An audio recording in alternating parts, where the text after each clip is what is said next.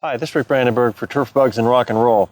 And something cool I found about 9 years ago after my father passed away, and I was sorting through all kinds of tools and things out in the barn, and I came across this little container sitting off in a corner, and it says orthodiazinon granules. And it says this product must not be used on golf courses and sod farms, and talks about all the insect controls, including things like mole crickets, so important.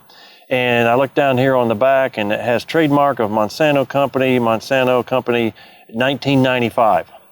And it has its EPA registration number and all that. And many of you know that a long time ago, its use on sod farms and golf courses was abandoned because of associated bird kills. And then we lost the product altogether. It's an old-time organophosphate. And the EPA maintains surveillance of all the products we use, and ones that they deem are safe and effective stay on the market, and those that have issues over time are purged from the system.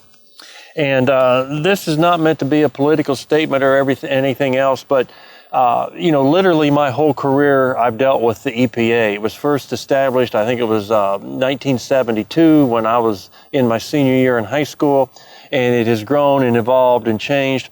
And it's very easy to be incredibly critical of the EPA as it is be critical of any government organization.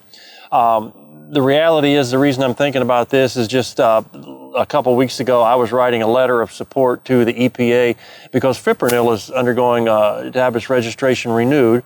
And in the part of the country where I live, fipronil is an important product. It's Top Choice, Chipco Choice, or Taurus Trio. It's very important in the management of mole crickets and fire ants in this part of the world.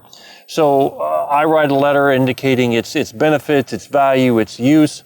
And then the EPA weighs it against all the risks, and other people input into it, and they make a decision on whether or not to renew its registration. And, some people may not want to hear this, but over the years, the EPA has served a valuable purpose.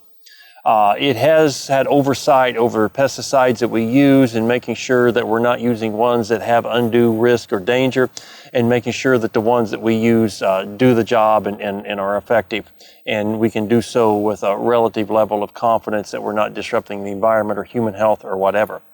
Unfortunately, in the day and age in which we live, federal agencies carry very little value or support to the public of confirming their appreciation that this product must be safe because the EPA approves it. Whether that will get worse or better in the coming years, I don't have a clue. I just know that right now, if someone says the EPA approves it, that really doesn't make the public feel much better because it's just another overblown bureaucratic organization of the federal government. But the point is, they still are in control. We have to go through these processes that ensure the safety of products. As we move through time, there are going to be more products that undergo review. When there's a call for support, it's really important that end users write to the EPA. They submit on their website that, hey, I use this product. It's very important. There really aren't any alternatives. This is how I use it. This is how I use it safely. That sort of input to the EPA is really, really important. And hopefully they're always going to want that input on how you use these products and their value in your program. But we'll see. What happens with fipronil, if it gets its registration renewed, I certainly hope it does because it's a valuable product in our toolbox.